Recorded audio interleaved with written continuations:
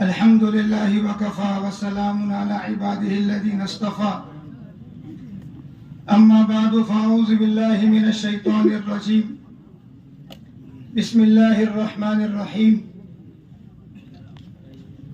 قل هذه سبيلي أدعو إلى الله على بصيرة أنا ومن اتبعني وسبحان الله وما أنا من المشركين.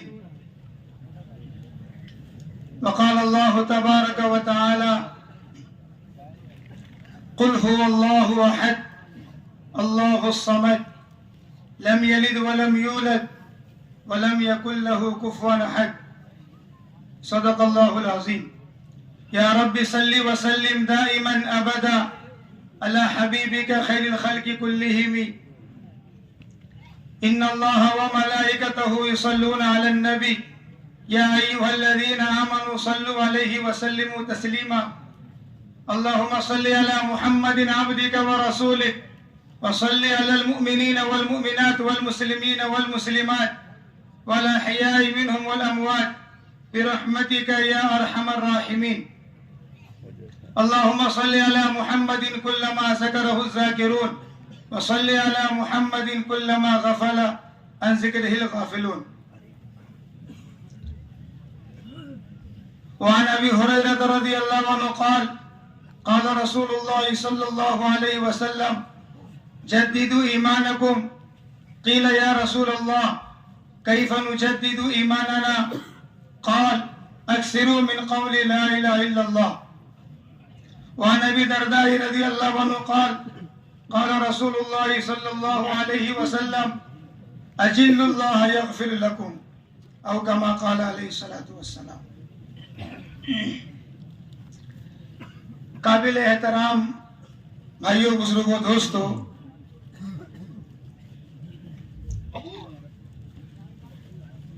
اللہ رب العزت نے اپنے فضل سے اپنے کرم سے ہم سب کو بڑی عظیم الشان محنت اور نبیوں والا کام اللہ پاک نے اپنے فضل و کرم سے ہم سب کو عطا فرمایا ہے. اللہ تعالی ہم سب کو اس کی قدردانی کی توفیق نصیب فرمائے.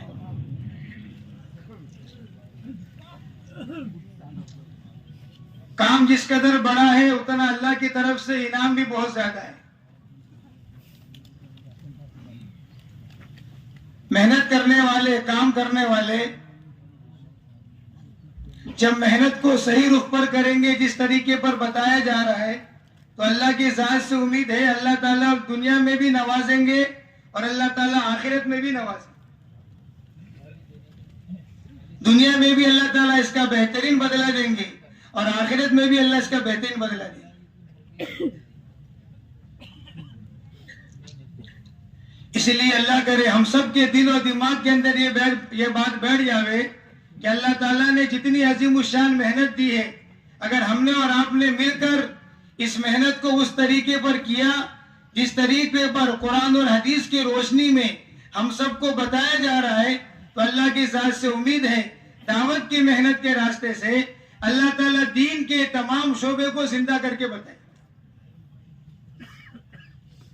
کیونکہ دعوت کے اندر ایک جاذبیت ہے، دعوت کے اندر کھچاؤ ہے.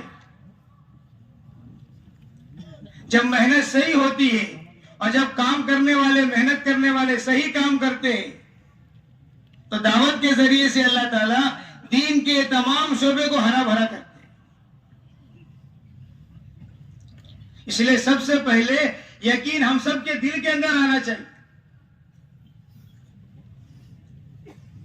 کہ اتنی زبردست محنت، نبیوں والی محنت اللہ پاک نے اپنے فضل و کرم سے ہم سب کو عطا فرمائی تو ہمارے دل کا یقین یہ ہونا چاہیے کہ اس محنت کے راستے سے اللہ تعالیٰ ہم سب کی دنیا اور آخرت کی تمام ضرورتوں کو اللہ اپنے فضل سے پورا فرمائے.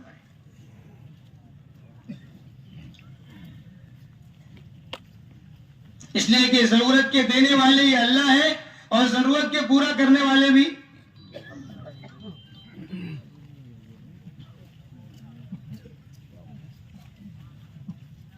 اس لیے حدیث پاک کے مفہوم میں آتا ہے حضور پاک علیہ الصلوۃ والسلام نے ارشاد فرمایا اللہ کی عظمت کو دل میں بٹھاؤ. اجل اللہ یغفر لکم، اللہ کی عظمت دل کے اندر بٹھاؤ، وہ اللہ تمہیں بخش دیں گے.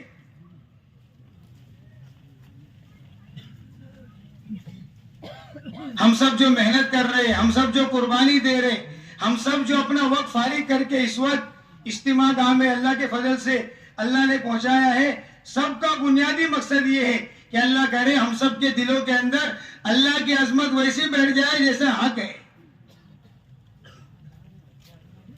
اللہ کی عظمت ہم سب کے دلوں کے اندر آ جائے. اللہ کون ہے؟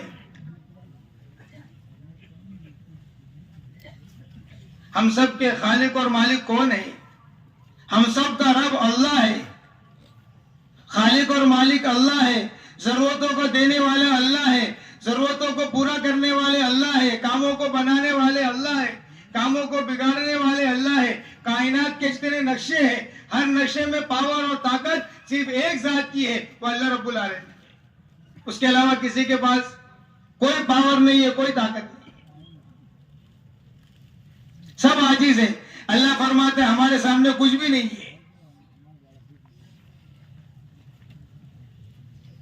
اس لیے ہم سب کو ہمیشہ ہر موقع پر اپنے دل کا یقین یہ بنانا چاہیے کہ ہم سب کے رب اللہ ہے اور ہم سب کے خالق اور مالک اللہ ہے. تو اس ذات کی عظمت اور محبت ہم سب کے دلوں کے اندر ہونا چاہیے.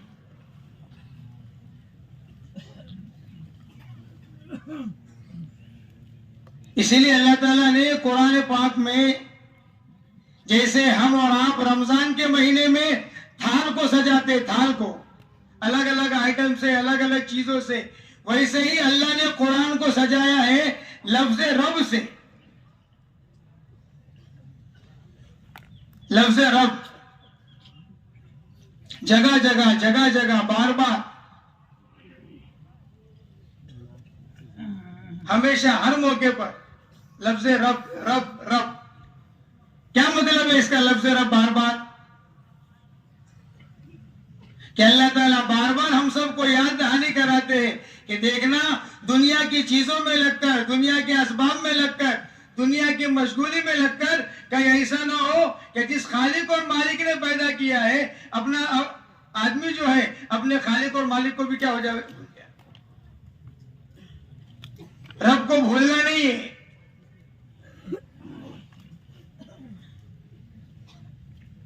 تو اللہ تعالیٰ نے قرآن کو سجایا لفظ رب سے. رب ہے الحمدللہ رب العالمین. تمام تعریفیں اس اللہ کے لیے ہے جو تمام جہاں کے پالنہار ہے. ایک جگہ نہیں، دو جگہ نہیں، تین، کئی جگہ قرآن پاک میں اللہ نے اس کو بیان فرمایا. وہ ہمارے اور آپ کے تنبیہ کے لیے، ہم سب کو سمجھانے کے لیے ہے کہ اللہ بار بار کہتا ہے. دیکھو بار بار اللہ فرماتا ہے کہ ہماری طاقت، ہماری قدرت، ہماری بادشاہت، ہم بے نیاز ہیں. اللہ فرماتا ہے ہم بے نیاز ہیں، تم سب محتاج ہو. اللہ جیسا بے نیاز کوئی نہیں، بندہ جیسا محتاج کوئی نہیں. اللہ ہر حال میں بے نیاز ہے اور ہم سب ہر حال میں اللہ کے محتاج. پورے دنیا میں اس وقت جو محنت ہو رہی ہے اور پورے دنیا میں اس وقت جان، مال، وقت، صلاحیت، جذبات سب کچھ لگا کر یہ بات دل کے اندر بٹھائی جا رہی ہے، اس اللہ کی محبت کو اور اس اللہ کی ذات کا یقین دل کے اندر بٹھا لو جو اللہ تم سب کا رب ہے، خالق اور مالک.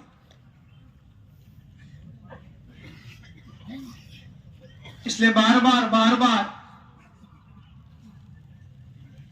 اس لیے حدیث کے اندر ہے نا، ابو ہریرہ رضی اللہ عنہ کی جو روایت ہے کہ کیف نجدد ایماننا، سوال کیا یا رسول اللہ صلی اللہ علیہ وسلم ہم اپنے ایمان کو تازہ کیسے کریں؟ ایمان تازہ کیسے ہوگا اور ایمان کے اندر بڑھوتری کیسے آئے گی اور ایمان کے اندر پاور کیسے آئے گا؟ تو حضور پاک علیہ الصلوۃ والسلام نے جو نسخہ بتایا اور جو حضور پاک علیہ الصلوۃ والسلام نے ارشاد فرمایا بھائیوں بزرگوں دوستوں، وہ سونے کے پانی سے لکھنے کے قابل ہے۔ اللہ کے نبی صلی اللہ علیہ وسلم نے ارشاد فرمایا اکثروا من قول لا الہ الا اللہ۔ جتنی چیزیں نظر آ رہی ہیں، جتنی شکلیں نظر آ رہی ہیں، سب دھوکہ ہے، سب دھوکہ ہے۔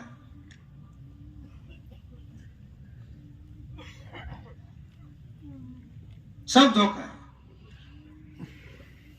اکثروا من قول لا الہ الا اللہ، دنیا کے ہر شعبے میں رہ کر، دنیا کے ہر کونے میں جا کر یہ کہنا پڑے گا دل اور دماغ سے، اور اپنے دل سے یہ بار بار کہنا پڑے گا کہ دیکھو کرنے والے کون ہیں،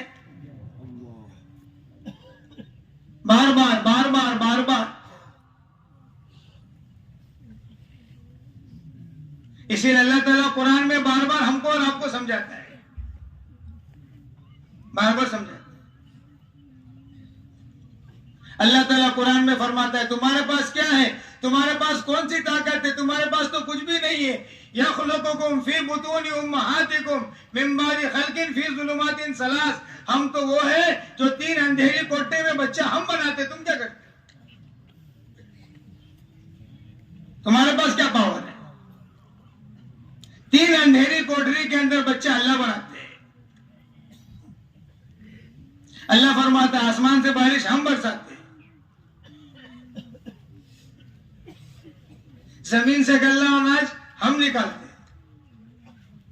بار بار بار بار اللہ ہم سب کو سمجھاتے ہیں تاکہ بار بار ہم اور آپ جو اللہ تعالیٰ سے وعدہ کر کے آئے ہیں عالم ارواح میں کہ اللہ نے ہم سے پوچھا بتاؤ ہمیں تمہارا رب ہو نہیں، تو ہم سب نے کہا قالوا بلا یا اللہ آپ ہی ہمارے رب ہے۔ اب دنیا کے مشغولی میں ہم سب آئے ہیں، دنیا کی مشغولی میں رہ کر ہم سب اللہ کو بھول جاتے ہیں۔ اس لیے قرآن اور حدیث کی روشنی میں بار بار یہ بتایا جاتا ہے دیکھو رب اللہ ہے، خالق اور مالک اللہ ہے، اس ذات کا یقین، اس اللہ کا یقین دل کے اندر بٹھا کے جاؤ۔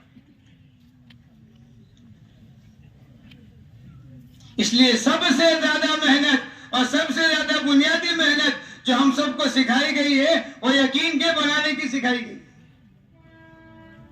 سب سے زیادہ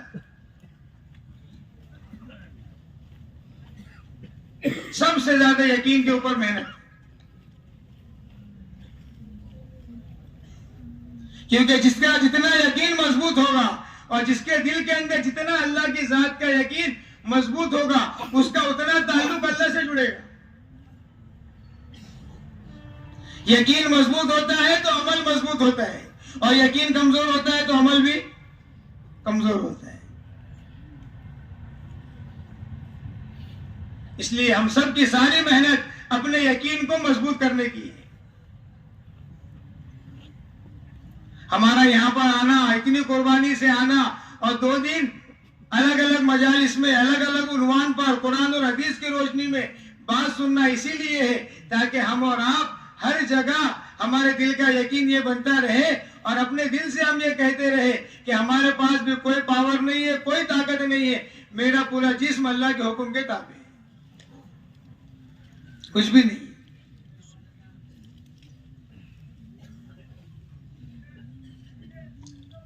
اسی لیے حدیث میں حضور پاک علیہ الصلوۃ والسلام نے ارشاد فرمایا کہ اللہ سے محبت کرو، احب اللہ، اللہ سے محبت کرو، کیوں؟ احب اللہ لما یغزوکم من نعمت، کہ اللہ تعالیٰ سے محبت کرو، اس لیے اللہ تعالیٰ سے محبت کرنا ہے کہ اللہ تعالیٰ اپنی نعمتوں میں ہماری پرورش کرتا ہے۔ جو دیا ہے کس نے دیا ہے؟ میں زور سے بولیے، اللہ نے دیا۔ جو دے رہا ہے کون دے رہا ہے؟ پورے کائنات کا نظام کون چلا رہا ہے؟ اللہ فرماتا سب ہم چلا رہے ہیں۔ بس تھوڑی سی محنت اور تھوڑی سی کوشش، تھوڑا سا مجاہدہ، جان لگا کر، مال لگا کر، وقت لگا کر، صلاحیت لگا کر، جذبات لگا کر، اپنے گھر کے تمام افراد کو لے کر اتنی محنت ہو جاوے کہ گھر کے ہر فرد کے زبان پر، دل کے اندر یہ بات بیٹھ جاوے کہ ہم سب کے خالق اور مالک۔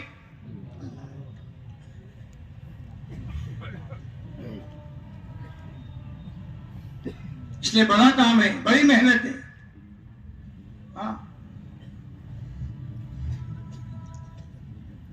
کیونکہ اللہ کی ذات کے یقین کو اور اللہ سے ہونے کو بولنا جتنا بولا جائے گا اور اللہ سے ہونے کو جتنا سنا جائے گا بھائیو بزرگوں دوستو اتنا دل کا یقین بنتا چلا جائے گا.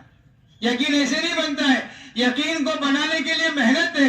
یقین کو بنانے کے لیے مذاکرہ ہے. بازاروں میں شکل نظر آ رہی ہے, ان بازاروں میں جا کر کہنا پڑے گا میں دکان سے نہیں پڑھتا پالنے والے, میں کاروبار سے نہیں پڑھتا پالنے والے. یہ ہے اکثر من قول لا الہ. ایک آدمی تسبیح لے کے بیٹھا رہے اور لا الہ الا اللہ لا الہ, تو اسے یقین نہیں بنے گا, اس کو ثواب تو مل جائے. جب تک باہر نکل کر شکلوں سے جہاں سے ہوتا ہوا نظر آ رہا ہے وہاں جا کر یہ بولے گا کہ اس سے نہیں ہوتا ہے, کرنے والے اللہ ہے, تو اس کا دل کا یقین بنے گا. کیونکہ نظر کچھ اور دیکھ رہی ہے اور خبر کچھ اور. نظر کا دیکھا دھوکہ ہے اور خبر کیا ہے, یقینی چیز ہے. نظر دیکھتی ہے ڈنڈا کیا کرے گا اور خبر کہتی ہے ڈنڈا وہ کرے گا جو اللہ چاہے. نظر کیا دیکھ رہی ہے, یہ عصا کیا کرے گا, اس سے کیا ہوتا ہے, لیکن خبر یہ کہتی ہے اس عصا کو جب ڈالا جائے گا نا پھر عصا کیا کرتا ہے دیکھو. تو نظر کا دھوکہ ہے. یہ جتنی شکلیں نظر آ رہی ہے سب دھوکہ ہے. ان تمام شکلوں سے کٹ کر ایک اللہ سے جڑنا اور ایک اللہ کی ذات کا یقین دل کے اندر بٹھانا, یہ مقصود ہے اس وقت اس محنت کے راستے سے. کہ جس دل کے اندر رب ہوتا ہے اور جس دل کے اندر رب کی ذات کا یقین ہوتا ہے وہ دل پاک صاف ہوتا ہے, صاف ستھرا ہوتا ہے. اور جس دل میں رب نہیں ہوتا ہے, جس کا رب اس کا سب. اتنی محنت اتنی کوشش ہم سب, کوئی 3 بجے کوئی 4 بجے کوئی 2 بجے اتنی قربانی دے کر ہم سب آئے. کیوں آئے؟ کسی کو پوچھیں گے نا تو کیا کہے گا کہ میرے آنے کا مقصد یہ ہے کہ اللہ مجھ سے کیا ہو جائے, اللہ خوش ہو جائے. تو ہم سب کی محنت ہم سب کی کوشش 2 دن اپنا وقت فارغ کر کے آنا اسی لیے ہے تاکہ اللہ کرے نبیوں والے کام کے راستے سے اور نبیوں والی محنت کے راستے سے اللہ ہم سب کی زندگی کو بدل دے وے. ہم ویسے بن جاوے جیسے اللہ چاہتا ہے, جیسے اللہ چاہتا ہے. یہ محنت ہے.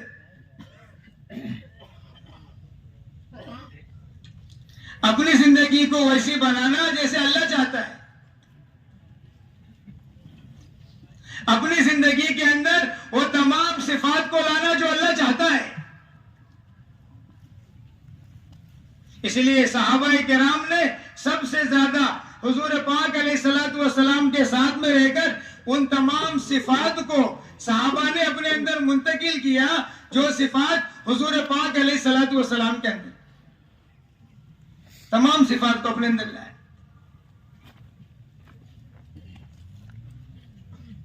ہم سب کو بھی محنت کر کے کوشش کر کے ان تمام صفات کو اپنے زندگی کے اندر لانا ہے تاکہ ہم سب صفات والے بن جائیں.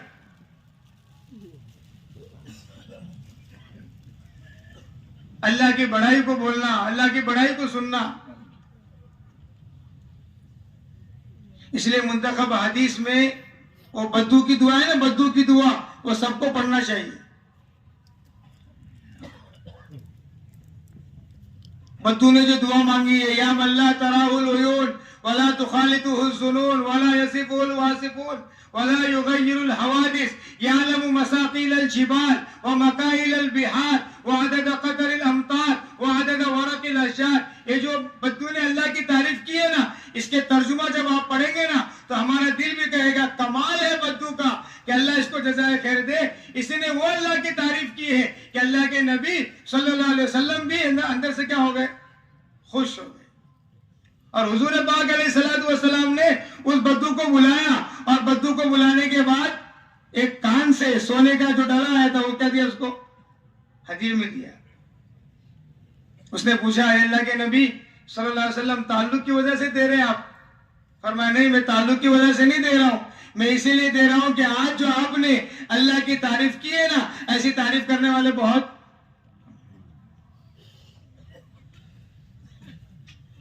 حسن بصری رحمت اللہ علیہ فرماتے ہیں، عجیب، اللہ اکبر، حسن بصری رحمت اللہ علیہ فرماتے ہیں اللہ تعالیٰ کو اگر سب سے زیادہ کوئی چیز پسند ہے تو اللہ تعالیٰ کو اپنی بڑائی پسند ہے، سب سے زیادہ. کیونکہ اللہ کون ہے؟ اللہ بڑے ہے سب سے زیادہ. آج ہم سب کے دلوں میں اللہ کی بڑائی نہ ہونے کی وجہ سے دنیا کی تمام چیزوں کی بڑائی دل کے اندر. اگر محنت صحیح رخ پر ہوتی رہے گی تو انشاءاللہ ساری چیزوں کی بڑائی دل کے اندر سے نکل جائے گی اور ایک اللہ کی بڑائی دل کے اندر.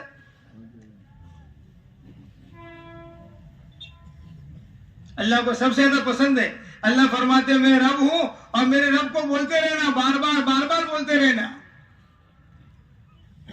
بار بار اس کا مذاکرہ کرتے رہنا، بار بار لوگوں کو سمجھاتے رہنا.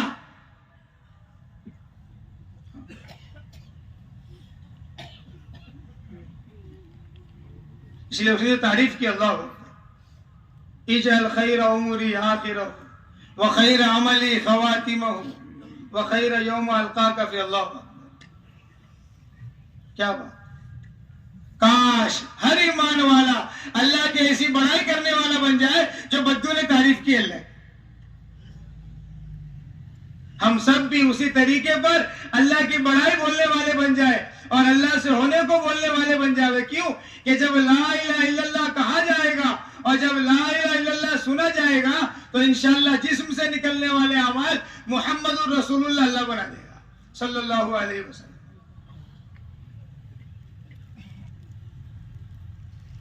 اس لیے سمجھایا اس کو. غزوہ بدر میں سمجھایا لا الہ الا اللہ، غزوہ احد میں سمجھایا محمد رسول اللہ صلی اللہ علیہ وسلم. اللہ بار بار سمجھاتے ہیں.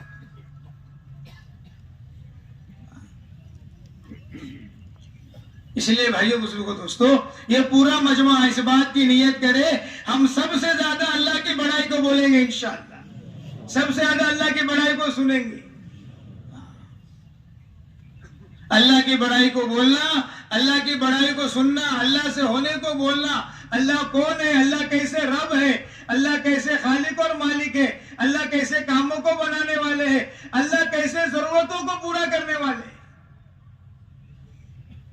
حیات الصحابہ جلد نمبر 3 میں باب قائم کیا ہے الرزق من حیث لا یحتسب، کہ اللہ تعالیٰ وہ ہے کہ جب اللہ کی بڑائی اور اللہ کی محبت جب دل کے اندر بیٹھ جاتی ہے تو اللہ رب العزت وہ کرتے ہیں کہ ہم کو گمان بھی نہیں ہوگا کہ اللہ تعالیٰ ہم سب کے لیے ایسی جگہ سے روزی کا انتظام کریں گے جہاں سے انسان کو گمان بھی نہیں ہوگا. کیونکہ اللہ فرماتا ہے تمہارے ہاتھ میں تو کچھ بھی نہیں ہے. روزی کون دیتا ہے؟ اللہ فرماتا ہے ہم دیتے ہیں. روزی ہم تقسیم کرتے ہیں، کسی کو کم دیتے ہیں، کسی کو زیادہ، کم اور زیادہ دونوں تقسیم ہماری ہے. نحن قسمنا بینہم معیشتہم فی الحیات الدنیا، دنیا کی زندگی میں روزی تقسیم کرنے والا تنہا تنہا.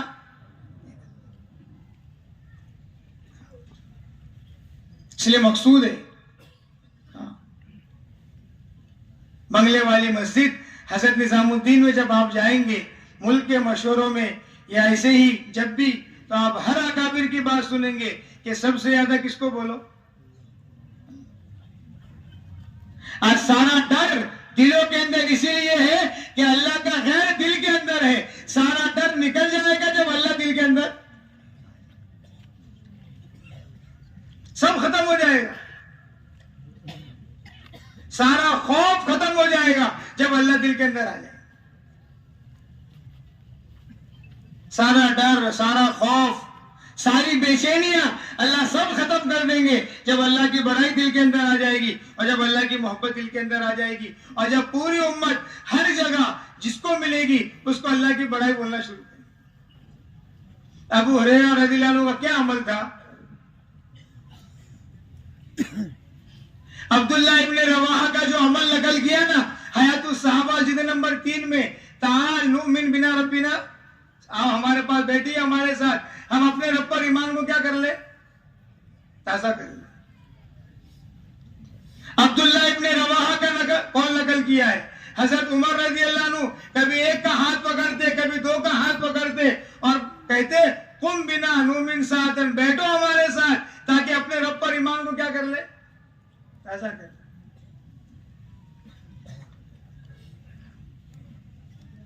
صحابہ کی زندگیاں سامنے نہ ہونے کی وجہ سے بھائیو بزرگوں دوستو ہم کو اور آپ کو سمجھ میں نہیں آ رہا ہے کہ یہ عمل کہاں سے ہے، حالانکہ پوری دعوت اور پورے دعوت کے جتنے عمل ہیں ہر عمل قرآن اور حدیث سے نکالا گیا۔ تو عبداللہ ابن رواحہ نے ایک کا ہاتھ پکڑا، عبداللہ ابن رواحہ نے کہا بیٹھو ہمارے ساتھ، اپنے رب پر کیا کریں ہم ایمان کو تازہ کریں۔ فغضب الرجل، وہ غصہ ہو گیا، ہاں ہم کو بیٹھنے کے لیے بول رہے آپ کے ہم ایمان والے نہیں ہیں۔ فجاء الی النبی صلی اللہ علیہ وسلم، اور اللہ کے نبی صلی اللہ علیہ وسلم کے پاس تشریف لے کر فرمایا اے اللہ کے نبی صلی اللہ علیہ وسلم ذرا دیکھیے عبداللہ ابن رواحہ کو کیا ہوا، یہ کیا ہو گیا ہے، کیا کہتے آؤ بیٹھو تھوڑی دیر اپنے رب پر کیا کرے ایمان کو۔ حضور پاک علیہ الصلوۃ والسلام نے شاہ فرمایا کہ اللہ تعالیٰ عبداللہ ابن رواحہ پر رحم فرمائے، انہ یحب المجالس التی تتباہی بها الملائکہ، کہ عبداللہ ابن رواحہ جس عمل کو کرتے ہیں نا اس عمل کو اللہ تعالیٰ آسمانوں پر پسند فرمائے۔ تو عبداللہ ابن رواحہ کون سا عمل کر رہے تھے، بیٹھو ہمارے ساتھ، آؤ ہمارے ساتھ۔ اس لیے سب سے زیادہ بھائیو بزرگوں دوستو ہم سب کو یہ محنت کرنا ہے، یہ کوشش کرنا ہے کہ ہم اور آپ اتنی محنت کر لے کہ ہم اور آپ دنیا سے جا رہے ہو تو ہم سب کا خاتمہ کس کے اوپر ہو، ایمان۔ جب اللہ کی بڑائی بولی جائے گی اور جب اللہ کی بڑائی سنی جائے گی اور جب لا الہ الا اللہ کہا جائے گا اور جب محمد رسول اللہ جب زندگیوں سے ظاہر ہوگا نا تو اللہ کی ذات سے امید ہے دنیا سے جائیں گے تو خاتمہ۔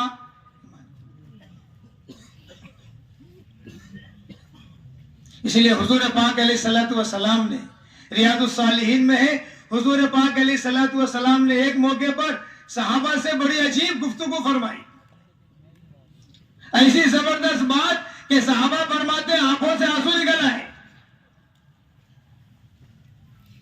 حضور پاک علیہ الصلوۃ والسلام نے ارشاد فرمایا کچھ لوگ پیدا ہوئے ایمان پر، زندگی گزاری ایمان پر اور خاتمہ ہوا ایمان پر۔ پیدا ہوئے ایمان پر، زندگی گزاری ایمان پر اور خاتمہ بھی ہوا۔ پھر حضور پاک علیہ الصلوۃ والسلام نے ارشاد فرمایا دنیا میں بعض لوگ ایسے ہیں پیدا ہوئے ایمان پر، زندگی گزاری ایمان پر، لیکن آخر میں کوئی ایسا گناہ ہو گیا، کوئی ایسی غلطی ہو گئی کہ اللہ تعالیٰ نے ایمان کو کیا کر لیا، سلب کر لیا، چھین لیا۔ تیسری بات حضور پاک علیہ الصلوۃ والسلام نے ارشاد فرمائی کچھ لوگ پیدا ہوئے کفر پر اور زندگی گزاری کفر پر، اور الحمدللہ آخر میں اللہ تعالیٰ نے ان کو ایمان کی دولت سے کیا کر دیا، اللہ کے نبی صلی اللہ علیہ وسلم نے صحابہ سے پوچھا بتاؤ کون سا بننا پسند کریں گے، اس میں کون سا بننا پسند کریں گے ہم سب؟ نمبر 1 پیدا ہوئے ایمان پر، محنت کر کے کوشش کر کے اس طریقے پہ زندگی گزار رہے ہیں کہ جو زندگی کس کو پسند آ جاوے، اللہ کو پسند آئے۔ پیدا ہوئے ایمان پر اور زندگی گزار رہے ایمان پر، اور دنیا میں در بدر کی ٹھوکر کھا کر محنت اسی لیے کر رہے ہیں کہ اگر دنیا سے جاوے تو ہم سب کا خاتمہ مقصود ہے نا۔ اسی لیے ہر ایمان والے کو، ہم سب کو اپنے ایمان کو جانچنا چاہیے قرآن اور حدیث کی روشنی میں۔ کس کی روشنی میں؟ قرآن اور حدیث کی۔ قرآن کیا کہتا ہے، حدیث کیا کہتی ہے، قرآن کیا کہتا ہے، حدیث کیا کہتی ہے، کیونکہ پوری بات قصہ اور کہانیوں سے بات سمجھ میں نہیں آتی، لیکن یہ بات پکی اور ڈھکی ہے کہ صحابہ کرام کی زندگی بیان کرنے سے اور صحابہ کی زندگی کو بولنے سے اور صحابہ کے واقعات کو بولنے سے اور صحابہ کے عمل کو بولنے سے ہم سب کا ایمان بھی بڑھے گا، ہم سب کی نماز میں بھی جان پیدا ہوگی اور ہم سب نفع والا علم بھی سیکھیں گے اور ہم سب اللہ کا ذکر بھی کریں گے اور ہم سب کے اندر اکرام والی صفت بھی آئے گی اور ہر عمل کو خالص کس کے لیے کریں گے؟ اور جان و مال اللہ نے جنت کے بدلے میں خریدا ہے۔ جب وہ زندگیاں بولی جائے گی جو مقصود ہے تو ہر ایمان والا اس دھوکے سے نکلے گا، جان میری نہیں ہے اور مال میرا۔ تو ایمان کو جانچنا پڑے گا، قرآن اور حدیث دیکھنا پڑے گا۔ اس لیے اللہ تعالیٰ صحابہ کرام کی قبر کو اللہ نور سے منور فرمائے۔ حارث ابن مالک کو اللہ کے نبی نے پوچھا نا، جیسے کوئی آپ سے سوال کرے، کوئی ہم سے سوال کرے کہ بھائی کیف اصبحت، تو حارث ابن مالک سے بھی یہی سوال تھا نا کہ حارث ابن مالک آپ نے صبح کون سی حالت میں کی، صبح کون سی حالت میں کی؟ تو حارث ابن مالک نے کیا کہا؟ اصبحت مومنا، کہ اللہ کے نبی صلی اللہ علیہ وسلم میں نے صبح جو کی ایمان کی حالت میں۔ تو اللہ کے نبی صلی اللہ علیہ وسلم نے ارشاد فرمایا، حارث سوچ کر کہو، ہر چیز کی ایک کیا ہوتی ہے؟ حقیقت ہوتی ہے۔ تو ہم سب کے اندر جو ایمان ہے نا، اس ایمان کی بھی ایک حقیقت ہے۔ کتنا ایمان ہے یہ پتا چلے گا کہ اللہ کا حکم کتنا پورا ہو رہا ہے۔ اللہ کا حکم پورا ہو رہا ہے اور اطاعت کے ساتھ اور فرما برداری کے ساتھ ہم سب اللہ کے حکم کو پورا کر رہے ہیں، تو سمجھو ایمان کے اندر ترقی ہے۔ تو اللہ کے نبی نے فرمایا صلی اللہ علیہ وسلم کہ حارث تمہارے ایمان کی کیا حقیقت ہے؟ تو جو حارث ابن مالک نے کہا وہ قیامت تک ہم سب کے لیے نمونہ ہے، قیامت تک آنے والے انسانیت کے لیے حارث ابن مالک نے جو کہا رضی اللہ عنہ۔ تو ہم سب کو دیکھنا پڑے گا قرآن اور حدیث کی روشنی میں صحابہ نے اپنے ایمان کو بڑھانے کے لیے اور صحابہ نے اللہ کی بڑائی کو بولنے کے لیے اور صحابہ نے اپنے ایمان میں پاور پیدا کرنے کے لیے وہ کیا عمل کیا، وہ کیا محنت کی، وہ کیا کوشش، کیوں کہ اللہ کے وہاں ہر محنت کرنے والا کامیاب نہیں ہے۔ طریقے رسول، طریقے نبی حضرت محمد صلی اللہ علیہ وسلم کے طریقے پر محنت کرنے والا ہی، کس کا طریقے پر؟ ایک ہی طریقہ، وہ کس کا ہے؟ ہر محنت کرنے والا کامیاب نہیں ہوگا، صحیح محنت کرنے والا اپنے ہر کام کو، اپنے ہر عمل کو قرآن اور حدیث سے میچنگ کر کے دیکھنے والا یہ صحیح راستے پر چلے گا، ورنہ آدمی دھوکہ کھا جاتا ہے۔ تو ہم سب کو دیکھنا ہے، ہم سب کو جانچنا ہے کہ ہمارا ایمان کتنا ہے۔ قرآن اور حدیث کی روشنی میں پتہ چلے گا کتنا ایمان ہے، کتنا ایمان کے اندر پاور ہے۔ تو حارث ابن مالک نے کہا، جب اللہ کے نبی صلی اللہ علیہ وسلم نے پوچھا نا کہ کس حالت میں صبح کی، تو حارث ابن مالک نے کہا کہ ایمان کے، تو اللہ کے نبی نے فرمایا کیا حقیقت ہے؟ تو حارث ابن مالک نے جو پہلا جملہ کہا نا، اللہ اکبر، اللہ کرے وہ پہلا جملہ اور یہ پوری حدیث اور یہ پوری حدیث کا ترجمہ زندگی کے ہر شعبے میں ساتھ میں رکھو، انشاءاللہ کبھی میں اور آپ دھوکہ نہیں کھائیں۔ یہ تو ایک صحابی ہے، ایک ابو بکر سے لے کر آخری صحابی تک، آخری تک حارث ابن مالک نے پہلا جملہ کہا، عذبت نفسی من الدنیا، پہلا جملہ کہ اللہ کے نبی صلی اللہ علیہ وسلم میرے ایمان کی حقیقت یہ ہے کہ میں نے دنیا سے منہ کیا کر لیا ہے؟ پھیل لیا۔ اس وقت ہم سب اپنے آپ پر غور کریں، دیکھیں، میں پہلے ہی کہا جانچنا پڑے گا، دیکھنا پڑے گا۔ حارث ابن مالک نے اور تمام صحابہ نے دنیا سے منہ پھیر لیا تو ان کے ایمان میں ترقی ہو گئی اور ان کا ایمان بڑھتا رہا. تو حارث ابن مالک نے کہا اے اللہ کے نبی صلی اللہ علیہ وسلم عزبت نفسی من الدنیا، دنیا سے میں نے منہ پھیر لیا ہے، یہ میرے ایمان کے کامل ہونے کی کیا ہے؟ ایمان کی حقیقت کی نشانی ہے.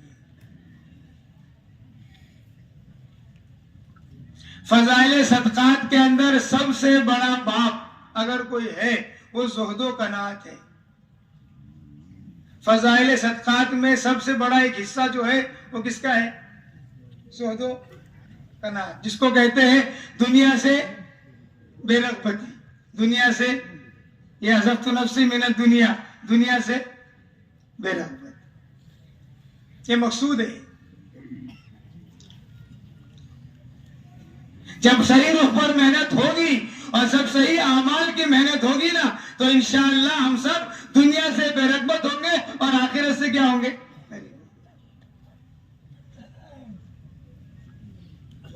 اسی لیے حضور پاک علیہ الصلوۃ والسلام نے ارشاد فرمایا جو بندہ دنیا میں آخرت بنانے کی محنت کرتا ہے اللہ تعالیٰ اس کے دنیا کا نقصان کبھی نہیں کرتے، دنیا کا نقصان نہیں ہوگا. تو عزبت نفسی من الدنیا واسہرت لیلی وازمعت نہاری. یہ اللہ کے نبی صلی اللہ علیہ وسلم دن کو پیاسا رہتا ہوں اور رات کو جاگتا ہوں. یہ نشانی بتائی ہے حارث ابن مالک نے اللہ کے نبی صلی اللہ علیہ وسلم کو. تو آخر میں حضور پاک علیہ الصلوۃ والسلام نے جو ارشاد فرمایا نا، اللہ کے نبی صلی اللہ علیہ وسلم نے ارشاد فرمایا حارث ابن مالک ایسے ایمان والے ہیں، اور حارث ابن مالک نے محنت کر کے اپنے دل کی وہ کیفیت بنائی ہے، اپنے ایمان کو اتنا تازہ کیا ہے کہ اللہ کے نبی صلی اللہ علیہ وسلم نے ارشاد فرمایا کہ حارث ابن مالک کا دل ایمان کے نور سے کیا ہو چکا ہے؟ منور ہو چکا ہے. وہی مقصود ہے کہ محنت کر کے ہم سب بھی اپنے دل کو ایمان کے نور سے کیا کر لیں؟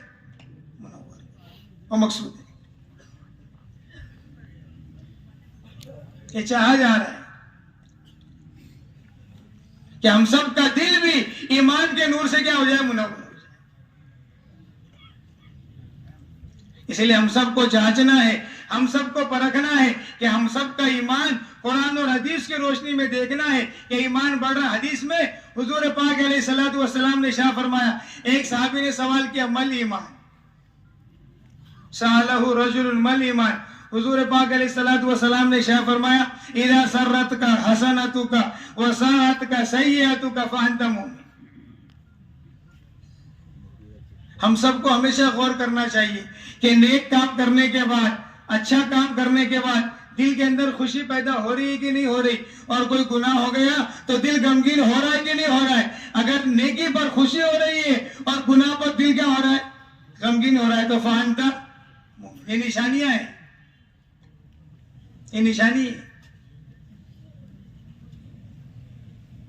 ایک صحابی نے سوال کیا یا رسول اللہ صلی اللہ علیہ وسلم کامل ایمان کی نشانی کیا ہے؟ حضور پاک علیہ الصلوۃ والسلام نے ارشاد فرمایا 3 نشانی بتائے حضور پاک علیہ الصلوۃ والسلام. اللہ کرے وہ نشانی ہم سب محنت کر کے کوشش کر کے اللہ تعالی ہم سب کو وہ نشانی اپنے اندر لانے کی توفیق نصیب فرمائے تاکہ ہمارا دل بھی ایمان کے نور سے کیا ہو جاوے؟ منور ہو جائے. پہلی نشانی حضور پاک علیہ الصلوۃ والسلام نے جو ارشاد فرمائی تجافی عن دار الغرور.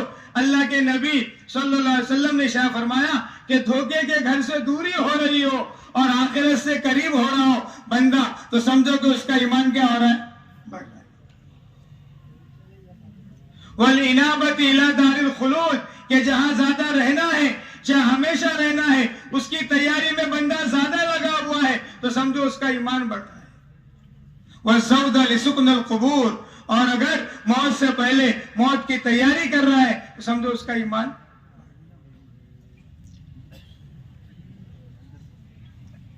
تو اللہ کرے بھائیو بزرگو دوستو، یہ ہم سب کی پہلی مجلس، اور پہلی مجلس میں ایمان کے مذاکرے.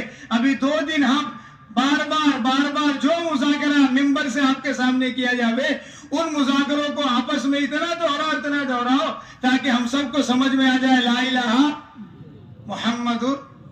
جہاں بات شروع کی لا الہ محمد، کیونکہ پورے کائنات کا نظام تنے تنہا چلانے والا ایک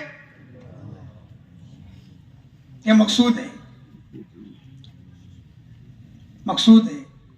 اس لیے چھوٹے چھوٹے ہلکے لگا کر کیوں بولتے کہ جو باتیں کہی گئی اس کا مذاکرہ کرو؟ کیوں کہ مذاکرے سے بات دل کے اندر کیا ہوتی ہے؟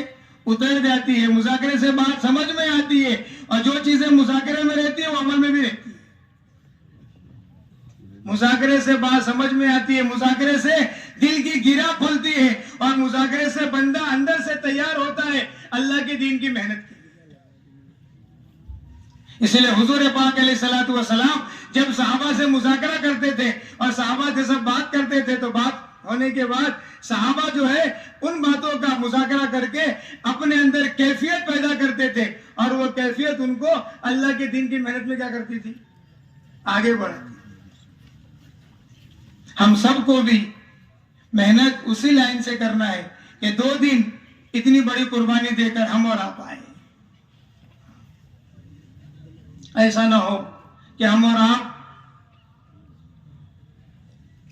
خالی چلے جائیں، بلکہ جتنا مجمع آئے گا یہ ہم سب کی ذمہ داری ہے، ہم سب کی ذمہ داری، خصوصاً وہ حضرات جن کو خطہ وار جماعت کا امیر بنایا گیا ہے، اور جن کے ہاتھ ایک گالے میں ایک خطے پر 20 آدمیوں کو ذمہ دار بنایا ہے، 20 ان کی بڑی ذمہ داری ہے ہر آنے والے ساتھی کو ان تمام مجالس کے اندر جوڑنا، اور مجالس میں جوڑ کر ان کو یہ بات سمجھانا کہ ہم سب کو اللہ پاک نے بڑی نبیوں والا کام دیا ہے، نبیوں والی محنت دی ہے، نبیوں والی محنت، نبیوں والا کام یہ ہم سب کو میدان میں آ کر کرنا پڑے گا۔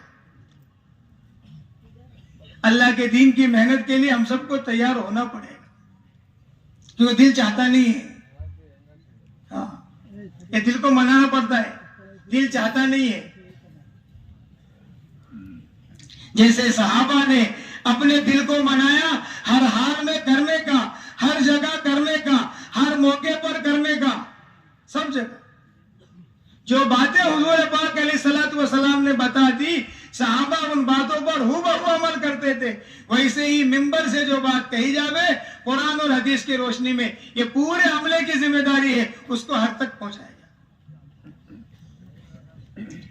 اس لیے بڑا کام جو ہوتا ہے وہ خطہ وار جماعت کا ہوتا ہے۔ کل مغرب بعد بھی، عشاء بعد بھی خطہ وار جماعت کو جوڑا گیا، خطہ وار جماعت کو جوڑ کر باتیں سمجھائی گئی۔ کیوں کہ پورے اجتماع کی جان وہ خطہ وار جماعت ہے، پورے اجتماع کی جان مال وقت جو مجمع لے کر آیا ہے وہ امانت ہے خطہ وار جماعت کے اوپر۔ اگر خطہ وار جماعت کے ساتھ حرکت میں رہے تو ہر آنے والا اس جذبے کے ساتھ جائے گا کہ میں نے یہاں جو بات سنی ہے، اور اپنے مقام پر جا کر بھی بہت بڑا مجمع ایسا ہوتا ہے کہ باتوں کو سننے کے بعد جب باتیں مذاکرے میں ہوتی ہیں تو اندر سے آدمی تیار نہیں ہوتا ہے، لیکن مذاکرے کی برکت سے بندہ کیا ہو جاتا ہے؟ تو ہم سب کو خصوصاً خطہ وار حضرات، خطہ وار جماعت کے ساتھیوں سے گزارش ہے، دن بھر میں جو اعمال ہے، دن بھر میں جو کام ہے، اپنے تمام عملے کو، کیونکہ آنے والا عملہ ہر طرح کے کو لوگ ہوتے ہیں، ان کی رہبری کرنا، کسی کے کام آ جانا، دل جوئی کرنا، ہمت افزائی کرنا، اس کو پیار و محبت سے ہر عمل میں جوڑنا، اس کے لیے چیزوں کا انتظام کرنا، اس سے بہت بڑا مجمع جو کام سے دور ہوتا ہے، ہماری خدمت، ہماری کوشش ہمارے قریب کرنے سے وہ کام سے قریب ہو جاتا ہے۔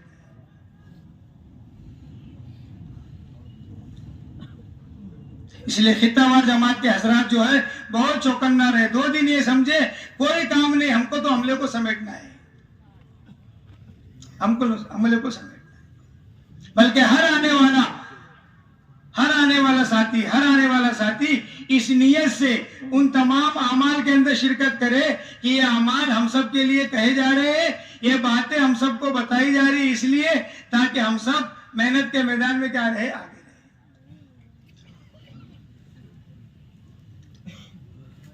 اس لیے بھائیو بزرگو دوستو، یہ پورا مجمع نیت کرو انشاءاللہ کہ دونوں دن انشاءاللہ خوب جم کر بیٹھیں گے انشاءاللہ۔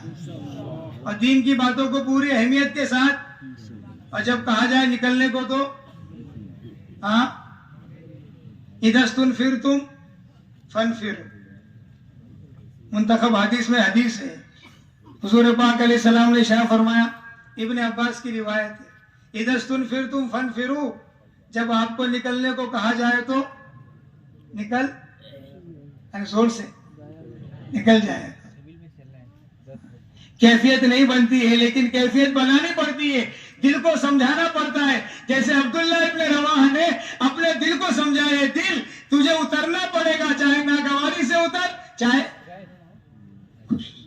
دل چاہے یا.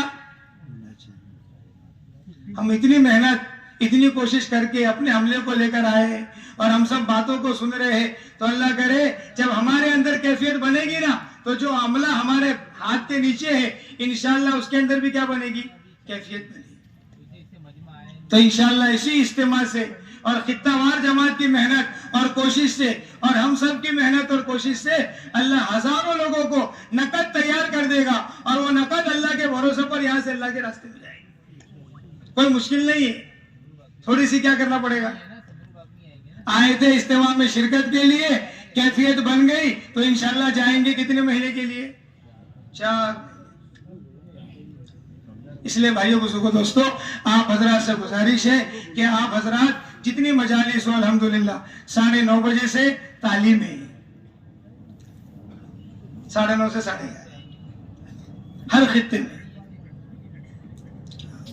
امانت داری کے ساتھ خطہ وار جماعت کے ساتھی اپنے ساتھیوں کو جوڑ کر جن کو جو کام سمجھایا گیا ہے اور جن کو جو ذمہ داری دی گئی ہے، اپنے پورے اجتماع گاہ کے اندر 90 خطے ہیں، ہر جگہ کیا ہونا چاہیے؟ تعلیم ہونا چاہیے، کیونکہ تعلیم کا موقع آج ہی ہے. 9:30 سے 11:30 قرآن کے حلقے بھی لگانا ہے، 6 صفات کا مذاکرہ بھی کرنا ہے، اور پھر 6 صفات کے مذاکرے کے بعد جو مجمع ہمارے سامنے ہے اس کو کیا کرنا ہے؟ تیار بھی کرنا ہے. اس لیے تمام حضرات سے گزارش ہے اپنی ضروریات سے فارغ ہو جائے، اور ضروریات سے فارغ ہو کر جو ہے 9:30 بجے خطہ وار جماعت کے امیر اور خطہ وار جماعت کے ساتھی جو ہے ہر خطے میں تعلیم کرنے کا پورا اہتمام کرے، کوشش کرے کہ تعلیم کرانے والے علماء ہوں تو بہت اچھا، تاکہ عربی متن پڑھ کے سنا. ہر خطے میں ہماری کوشش یہ ہو کہ تعلیم کرنے والے علماء کرام ہو، اور 6 صفات کا مذاکرہ کرنے والے ہمارے پرانے ذمہ دار حضرات. اللہ تعالی ہم سب کو عمل کرنے کی توفیق نصیب کرے. ضروریات سے فارغ ہو جائے، اس کے بعد انشاءاللہ اپنے اپنے خطے کے اعتبار سے 9:30 بجے تعلیم شروع کریں. ایک اعلان یہ سن لیں کہ ہر خطے میں جو 2